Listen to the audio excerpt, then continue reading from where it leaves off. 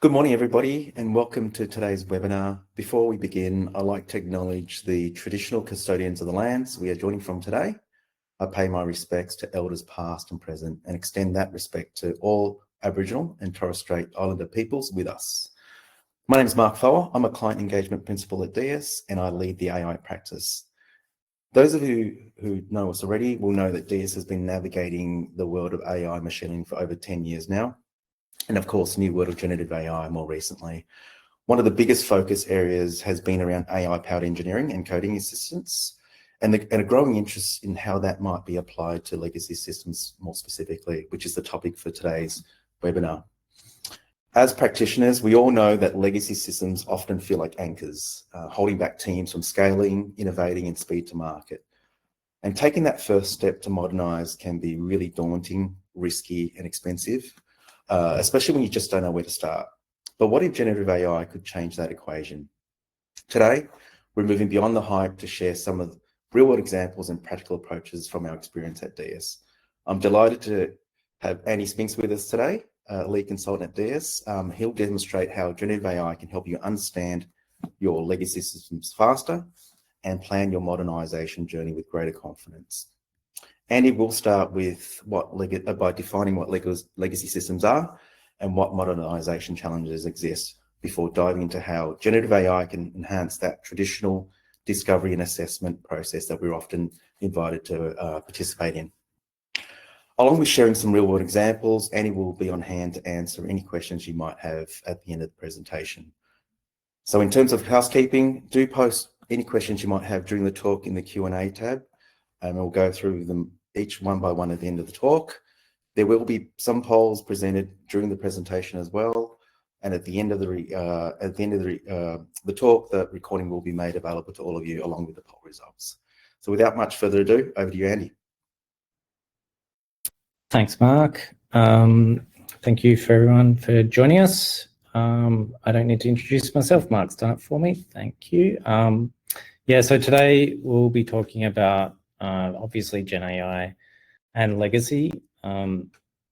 We've been doing a lot of analysis in this space. We've been using Gen AI tools on some of our own code bases, some of the client code bases, and I thought it'd be a great way to distribute that knowledge and see some of the things that have worked well for us, and hopefully we can all learn about this journey we're on with Gen AI.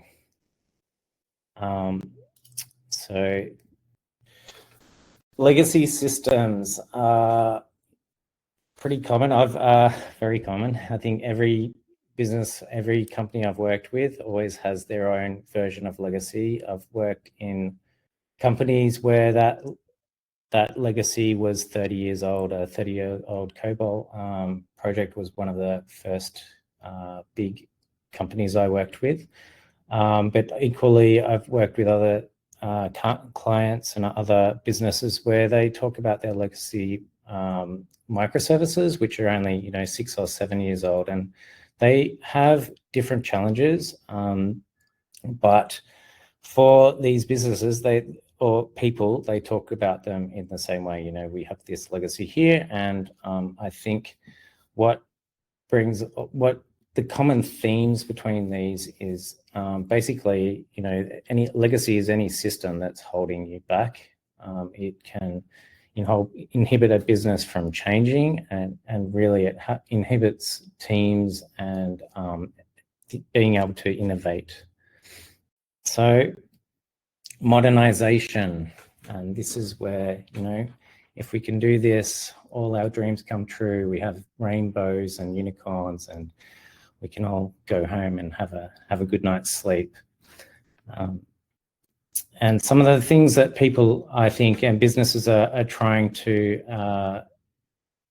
achieve when they're going out on a modernization journey, this is things like security, alleviating security concerns. There's a lot of new data policies and compliance things that businesses need to comply with now.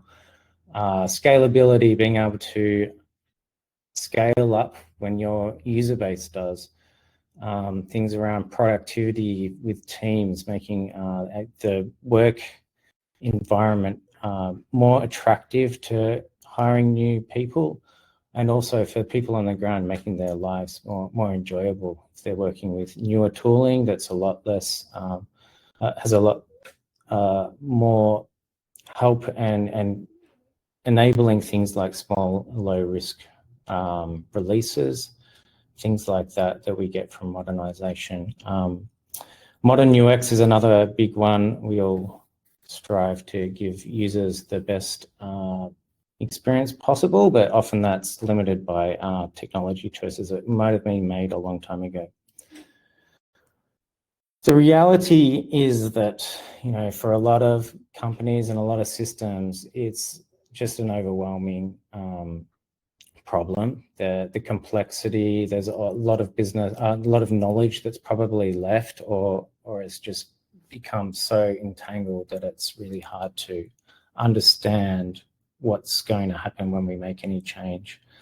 And this kind of paralyzes teams and is what leads to modernization just never actually happening.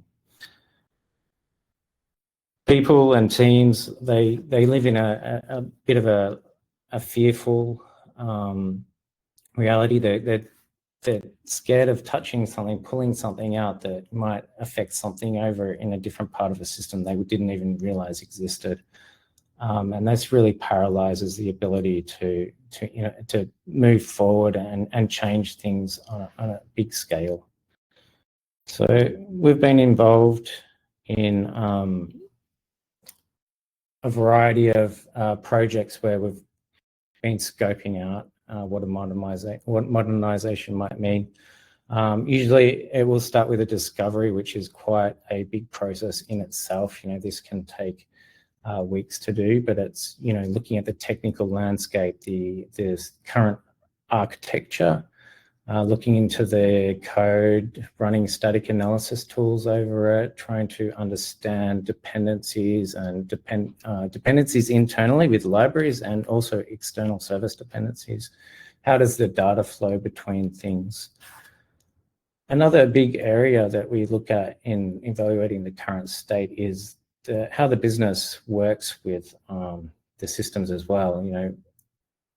Any software system doesn't live in isolation. It is affected by the business, and it affects the business as well. It might be holding it back and the teams might be, very reactive to business changes and, just trying to do little tweaks to keep things moving. So that's the first state, is just to kind of understand what's there before you can really do anything.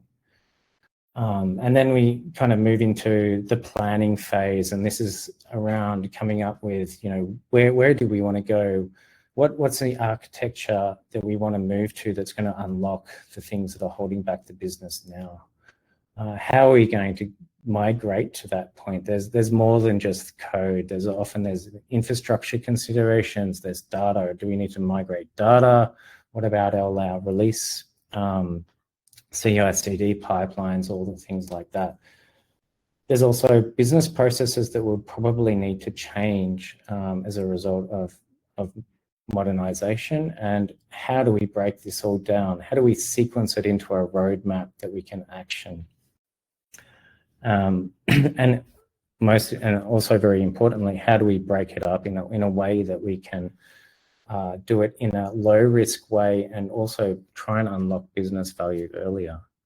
These are all things that make planning quite tricky and time consuming.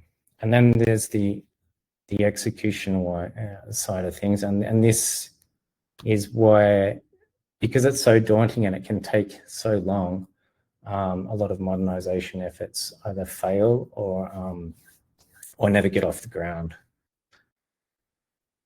So we've been looking at Gen AI to try and see how it's going to affect this sort of endeavor.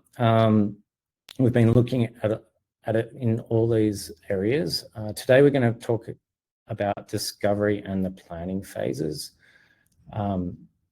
the whole execution, using Gen AI for the execution is, I think, the topic for a webinar by itself. So if anyone's interested in hearing about that in the future, it's something we are investigating.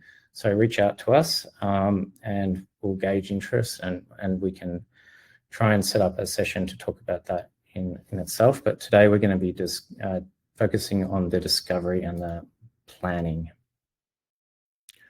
So Gen AI for analyzing the current state and looking at basically the discovery process. We've been using it to do things like create feature maps of existing systems. We're looking at pulling out diagrams to help understand the system, see flows through, common flows of logic through the system, trying to highlight areas of complexity and coupling that exists between components.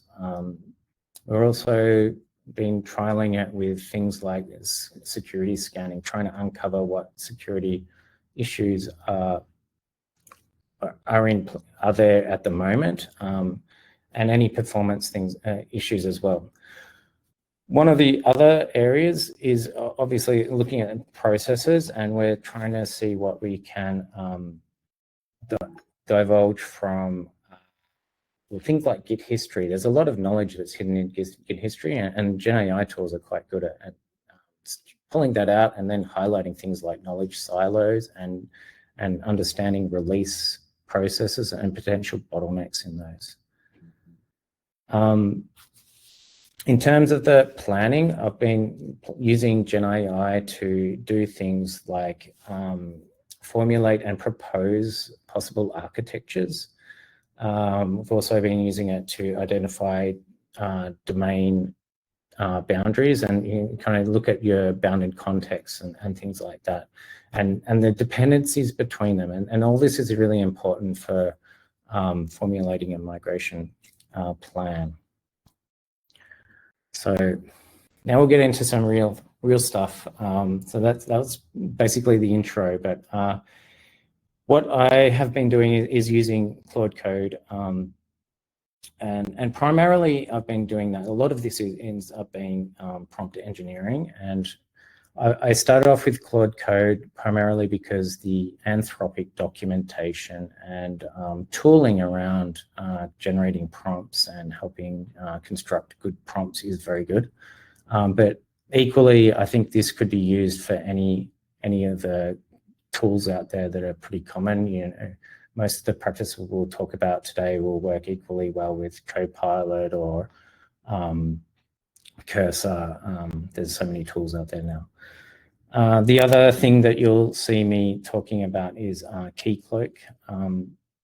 So we've run these processes on some of our own, smaller code base, and then use the same concept on large client code bases, but we didn't want to share some of that those details which are confidential. So we've also run it on Keycloak. So Keycloak is a Java IDP. It's a very popular Java system that's quite big in its scope, and it's got a rich history. It's actually gone through a few migrations over its time itself. So it was a good test bed and something that we can share details about. So we've basically applied all the same practices back on the Keycloak, so I can use that as an example to show. So where did we start? So we've done quite a lot of due diligences, architectural reviews, all these things in the past, and I used the formula we use in those analyses to basically break down a list of all the things that we normally look at. And then I used the Anthropic, what's it called, the prompt generator to help generate an initial prompt from that. And Claude comes up with quite a rich and a lot of good suggestions about what to look at in a code base. And that was a good starting point. But it also ends up being this massive prompt that can cause all sorts of problems where it's just too complicated.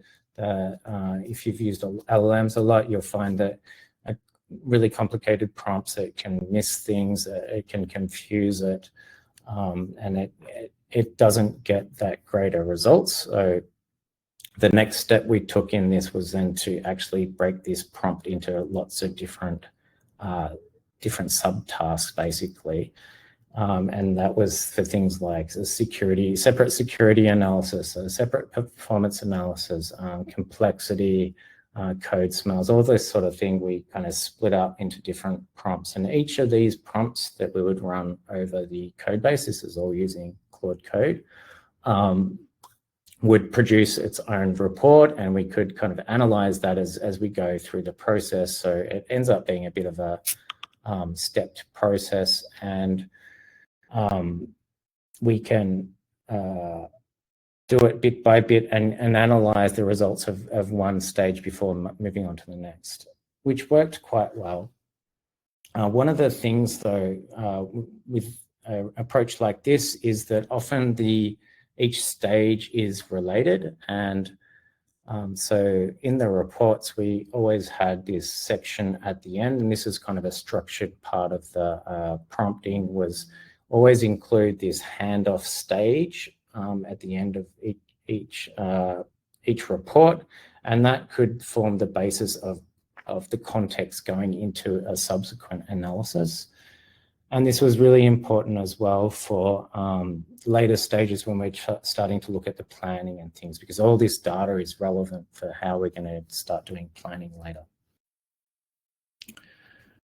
Other things that I thought was really handy was you could target specific compliance things that might be applicable to your situation. So for things like GDPR, you can get a good leg up by getting the LLMs to give you a good guidance on how to analyze for these sorts of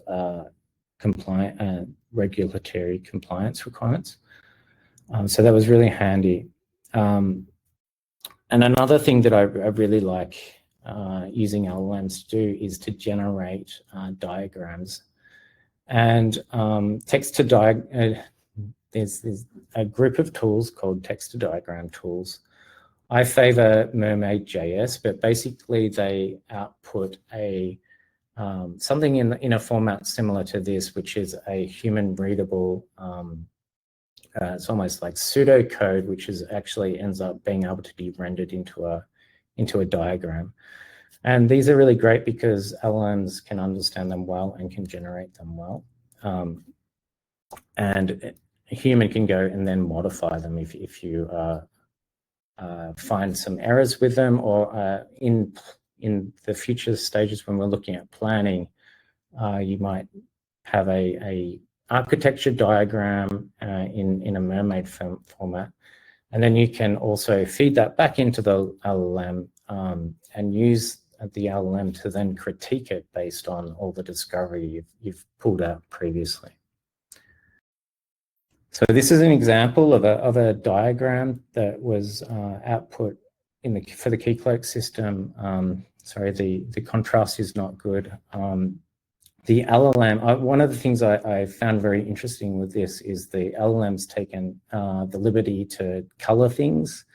When we're doing a dry run, the comment was that the contrast is not good, and if you're colorblind, that's probably not a great way. But it's quite interesting that I think it's used the red color is to denote areas of complexity.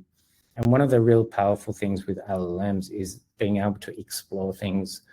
And so you might see that this authorization service over here is red, and then we can start to direct the LLM to break apart.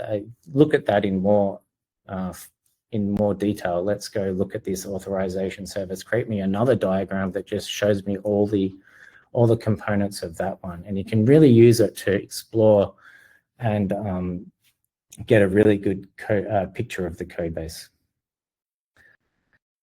You can also use it to document flows through the code base, which I've found is really useful. This is documenting the token refresh flow in Keycloak, and also some of the state diagrams. It's useful to pull all these sorts of things out. Here's an example of it reporting on a security vulnerability. I think it brings a lot of context to the thing that it's reporting on when it does it, and it has a list of affected components and things, so you kind of get a picture of where this dependency is used and what the impact of it is.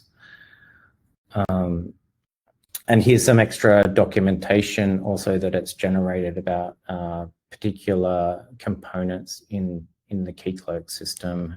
It's given things like risk scores, complexity, maintenance, so it's kind of can grade things at that level as well, which is really handy to start to build a picture of the whole system.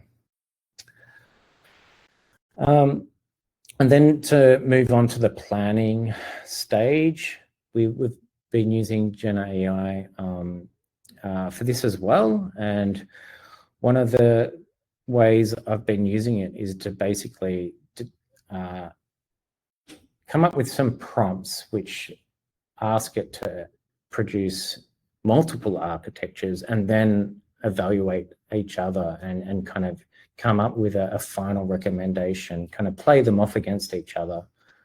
And I thought this was a really interesting way of doing it, and was a great way that you can kind of unlock thinking. I think a lot of the time with large legacy system, everyone kind of gets stuck in what they know now, and to be able to break out from that and give some headspace and some different ideas is really powerful.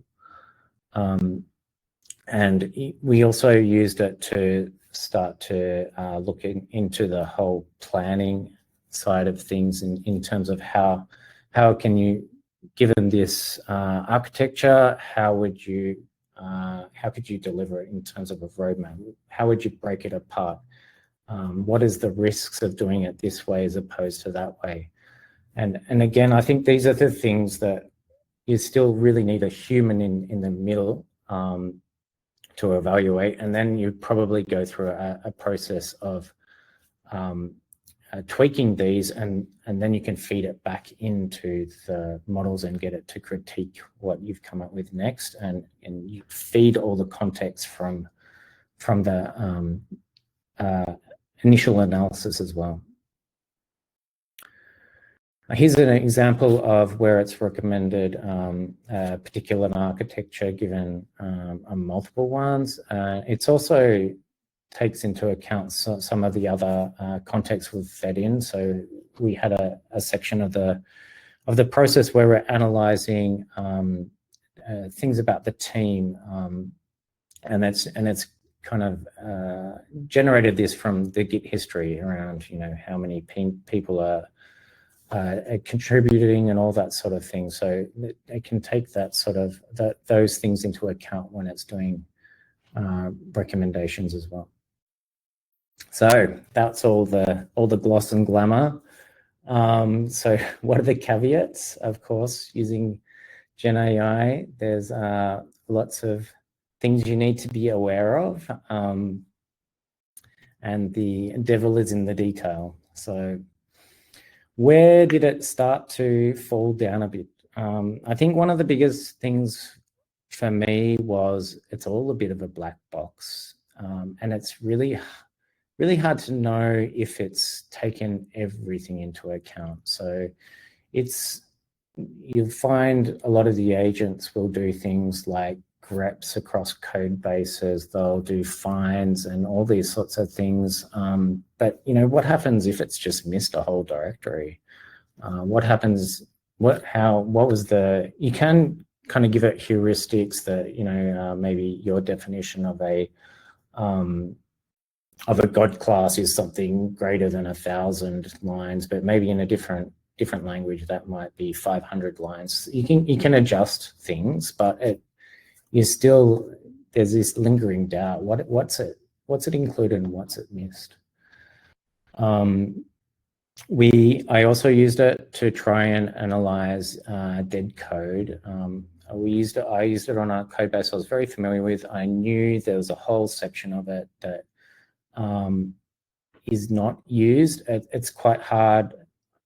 There's a whole section of this particular code base that is 90% not used, and I was hoping that it might be able to pick that up, but it didn't. And I'll talk about that a little bit more. It's actually for obvious reasons, but that was one thing it didn't do well. And it's kind of, if you're looking at a single code base, it's isolated from other dependencies. It doesn't understand things upstream and downstream, and those dependencies.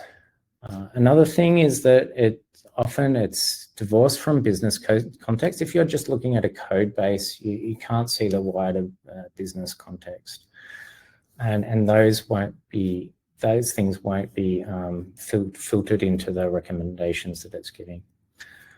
There were also some really kind of obvious things. It starts to give dollar amounts, estimates on how much it will cost to rectify this sort of things. And I don't even know what currency is. It's dollars, so it's probably US centric, but it's not quantified. And for some of our internal the internal code bases we're looking at, which weren't very big, as kind of recommending things like 1.7 million to modernize it, which is obviously pretty crazy. So I would take all these numbers with a grain of salt. The same things with the durations as well, although they might be used as an order of magnitude. You might be able to see that it's saying 180,000 for this particular component, 50 for this. So maybe there's an order of magnitude you can divulge from it, but the specific numbers I really wouldn't read much into it. There's also things like LLMs, want to make you happy. If you ask for something but it's not required, it will still do it. So we're asking for a migration plan on a code base that doesn't have a lot of legacy. It's going to give you one regardless. So how do we start to alleviate some of these things? I think context is a big thing. We can pair it with other data sources, and this is something that we're looking at for the whole question about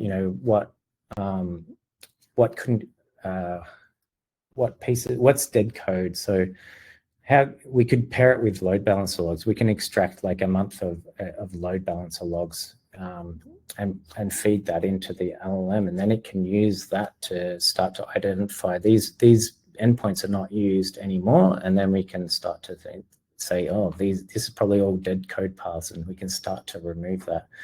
And anything we can remove is something we don't need to migrate. So that's something that I think has been really good, and that might not be possible for all code bases. Not everything has load balancer logs, but you could equally use LLMs to do something like instrument a code base with some sort of traceability, so that you could start to do this. Maybe if it's a COBOL thing, you instrument all your program entry points, and then we start to generate these logs that could be fed in.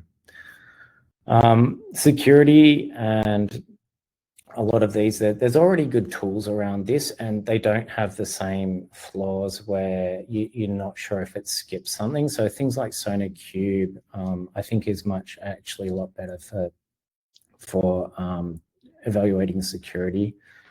Having said that, I have used SonarQube on legacy code bases, and just the amount of things it reports is just overwhelming, and it becomes almost useless just because you can't actually comprehend what it's telling you.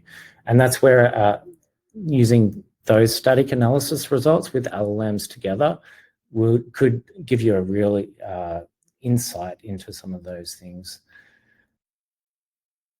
And there's other things that you could feed into this as well. Things like infrastructure as code. So it gives you context around where this code's being deployed, I think would really help. And there's things like MCP servers for things like Jira and Confluence, and that can start to feed in the business context required to make better decisions.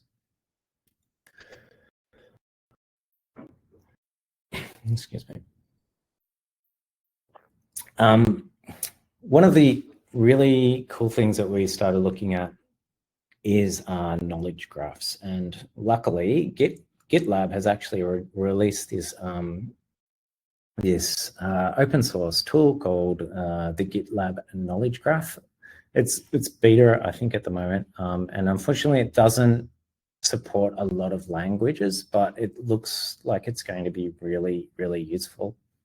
It builds up a knowledge graph of a code base, and it then exposes that as an MCP server that the LLM can use. And this takes away a lot of the necessity to do things like finds and greps across code bases.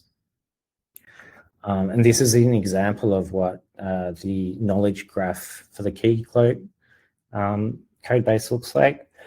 Excuse me. This will give you a lot more confidence in some of the reports about things like circular dependencies and things like that, and it will make the LLM's task of trying to identify hotspots and things a lot more reliable. There was another part I forgot to mention is one of the other good things with the GitLab knowledge graph is you can use it to index multiple code bases and then link them together. And this would allow you to start to bring in those external dependencies and have those as part of your analysis. You can basically link this with another repository and that's will be part of the context that it's making its decisions on as well.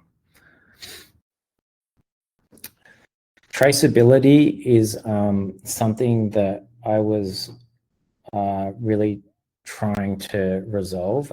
It's quite difficult to know what it's failed to try and do. So it does so many tool calls and stuff like that. What happens if one of those tool calls fails and then it doesn't have that data? That's when LLMs will start to hallucinate and kind of makes things up to fill in the gaps. So this is something that is specific to Claude Code. I was using what they have a hooks framework, and basically you can hook into this thing called the post tool use and then use it to call a script. And I was using that to log all the tool calls that were used and especially log any that failed. And that can allow you to start to identify areas where it might not have had enough data to make its conclusions, and you can start to dig in that a bit more. The other thing is to ensure that your prompts have some caveats in it or some parts in it that will document any limitations. So maybe there was a tool that it was going to try and use, but I found it wasn't installed. So maybe the Sonar Group Cube wasn't there, so it doesn't have any static analysis data to go in.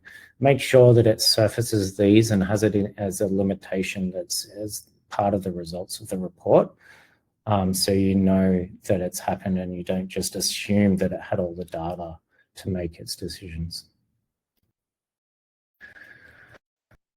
So in summary, in our usage of Gen AI, we've found it to be really valuable in exploring legacy code base and documenting what's there.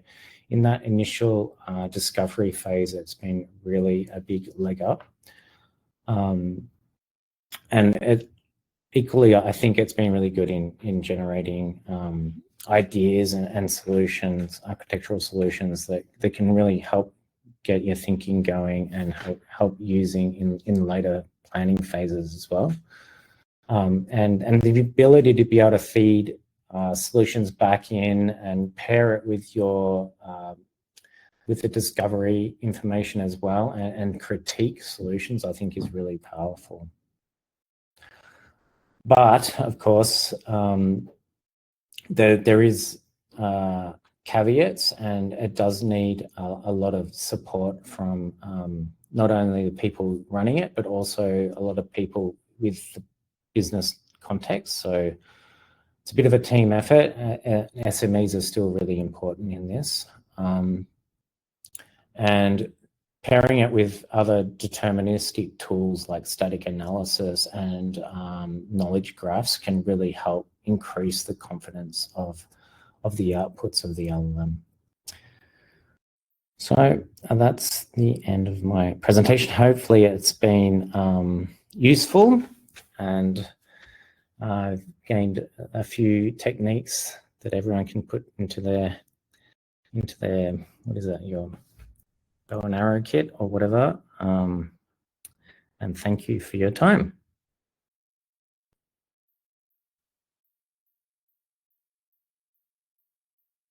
Thanks, Andy. Just looking at the questions at the moment. I've actually got one to get things started. Just putting my BA delivery hat back on when I'm looking at initiatives like this. What would it take, and if we wanted to form a team, people that are interested wanted to form a team to start on this process, what does that team look like, Andy? I think, in our traditional, before even LLMs, it was a cross-functional team, right? I think the more context you can give into these things, the better. So if you have your BAs who can act as SMEs or the tech leads and stuff who know the code bases really well, it will help with validating results, and also pulling together the context that will help as well. And it might be that you've got, QAs with test plans and all these sorts of things that can be pulled out and then fed as extra inputs into the process. And so I think it's still probably a similar formation as you would have done in the past. I think it kind of just enables us to analyze more things more efficiently. Okay, great. We've got a question from the audience. This is from Daniel. Hopefully I've pronounced your name correctly there. What's been the most effective way to validate or cross-check Gen AI's analysis results during discovery? I think a lot of this is still comes back to SMEs. So playing all these things back against people who kind of know, and you can validate it that way. Another option is you can go down the whole LLM as judge and kind of find a different tool and use that to kind of judge it back against the same inputs. So you use a different model for that, so you don't get the bias of the model starting to impact it. Hopefully that answers that question. But validation with LLMs is always, something that's quite hard. Gotcha. And we know in our experience with other projects involving LLMs, the validation step, the evaluation and whatnot is a major chunk of the effort, essentially. So that's in line with this focus area as well. The other question I've got, again with my BA hat and delivery hat, Andy, you mentioned the discovery process that you've been involved in the past typically takes up to 4 weeks or even longer sometimes we've seen. What have you seen in terms of using this from an effort perspective and a time perspective? That's an interesting one. I think it could play out in different ways. So undoubtedly, you can get a lot of stuff together quicker, and it could pull in the timeline significantly. Or it also could mean that you can delve into things in a lot more detail than you would in the past, and it hopefully you would use the time to surface a lot more, and then you could have a lot stronger business case coming out of it, and a lot more solid plans. And I think that's really important, because that's why a lot of modernization efforts fail, because just the uncertainty is so high, because there's just so much to consider, and the relationships are so complicated. So being able to actually analyze and delve into things in more detail and kind of follow this thread right through is something that could give you a lot more confidence and a lot better, more predictable roadmaps and estimates and things like that. Yeah, and you kind of touched on, the other question I often ask is how do you measure success and build that business case? And sounds like going through this process actually enables you to form that picture. Yeah, I think one of the and this happened with one of the clients is if you can present this back to the people on the ground who are in the weeds and in doing this day to day, and it helps them, and it also helps to onboard new people and get them up to speed. Well, that in itself can make the discovery really valuable. And validate the results. And I guess on the other thing, the planning side of things, if you can put together a plan that then can make it into a business case that gets approved, then that would be your ultimate validation. Great. Thanks, Andy. I don't think we have any questions left in the list there. So again, thanks, Andy. And thanks everyone for joining us today. Hopefully you found it insightful. I had a quick look at the poll results, and it appeared to look consistent with what we're seeing. The biggest challenges at the moment in terms of legacy systems that you're dealing with around, poor or outdated documentation, scarce skills to address the modernization kind of journey, I guess, and the risk of really breaking the system. So, the benefits that Andy described around, the ability to document what's there, mapping those dependencies so you can better plan, seems to fit well with what we're seeing from the audience. As we mentioned at the start, we'll make the recording available to you all and also include our contact details. So if you've got any questions, feel free to reach out. We'd love to, understand what you're trying to do. And, if you can share some of your experiences, we'd love to learn from that as well. Thanks, everyone. Thank you.